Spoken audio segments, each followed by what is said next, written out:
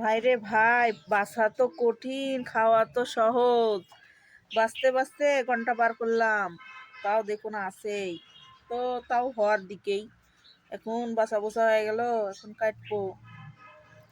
যেই অবস্থা, খাইতে তো সহজ লাগে, কিন্তু এটা পরিবেশন করাটাই হচ্ছে কঠিন।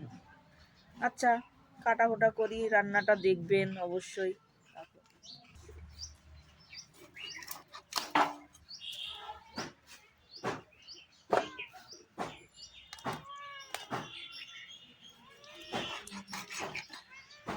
হাঁস কেটে নিচ্ছি।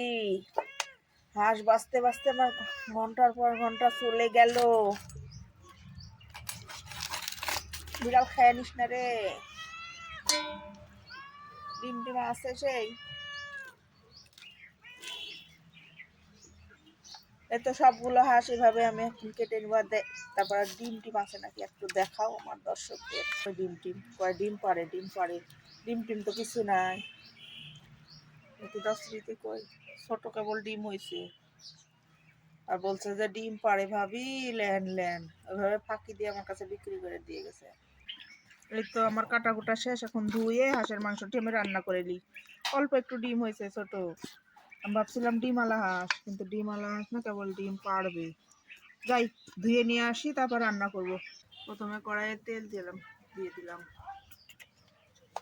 আজকে আমি হাঁসের মাংস রান্না করব। পেঁয়াজ দিয়ে দিলাম।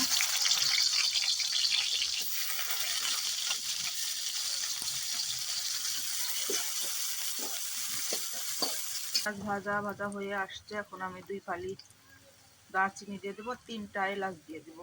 দিয়ে দেবো তেজপাতা, বাটা মশলা,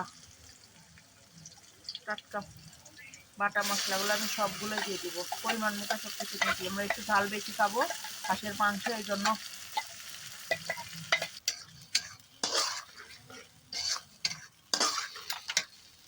সুন্দর কালার।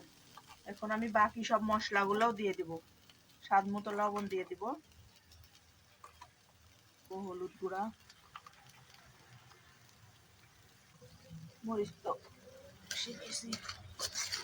এখন ভালোভাবে কষাই নিতে হবে। ভালোভাবে মশলাটি কষাই নিতে হবে।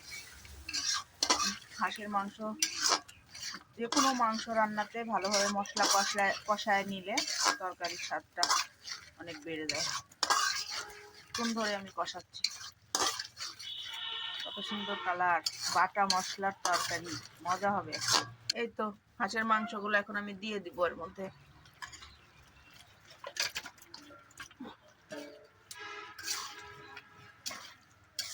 দিয়ে ভালোভাবে কষাতে হবে। একটু ঢাকনা দিয়ে দিই কিছুক্ষণের জন্য।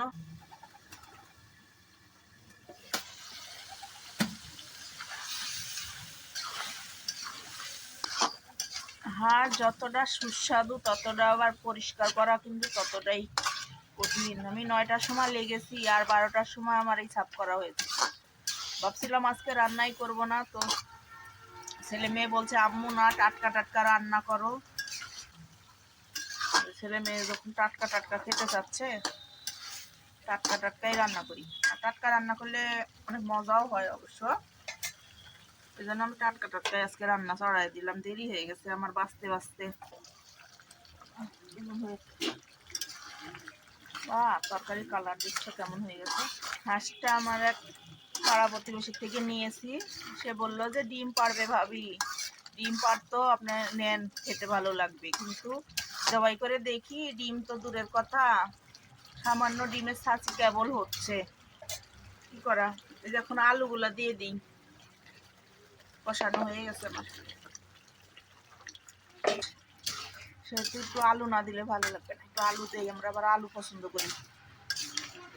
আমার ছেলে মেয়ে সবাই আলু পছন্দ করে। ঝোল দিয়ে দিই। আর এই আলু দেওয়া তরকারির মধ্যে পার্থক্য একটাই, যে আলু দেওয়া তরকারিতে একটু পানি বেশি লাগে। একটু পানি বেশি দিলে পাতলা পাতলা ঝোল হয়, এটা খেতে ভালো লাগে। আমি কলিজা গলে যাবে দেখে তুলে রাখছিলাম, কলিজাটা দিয়ে দিই। রান্না হওয়ার আগ মুহূর্তে আমি এভাবে তেজপাতাগুলো বেছে বেছে ফেলে দিই। তো আমার তরকারি রান্না হয়ে আসছে প্রায়। এখন আমি গরম মশলার গুঁড়া দিয়ে নামিয়ে ফেলবো। গরম মশলার গুঁড়া দিয়ে দিলাম। হাঁসের মাংস একটু বেশি দিতে হবে। শীতের দিনে এই ঝাল ঝাল হাঁসের মাংস, নতুন আলু, গরম ভাতের সাথে জমে যাবে একবারে। হয়ে গেছে আমার তরকারি রান্না।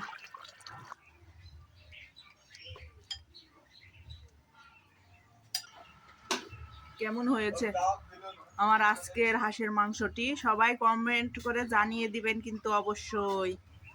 আমরা যেভাবে খাই সেভাবেই কিন্তু আপনাদের সামনে শেয়ার করলাম। সবাইকে আল্লাহ হাফেজ।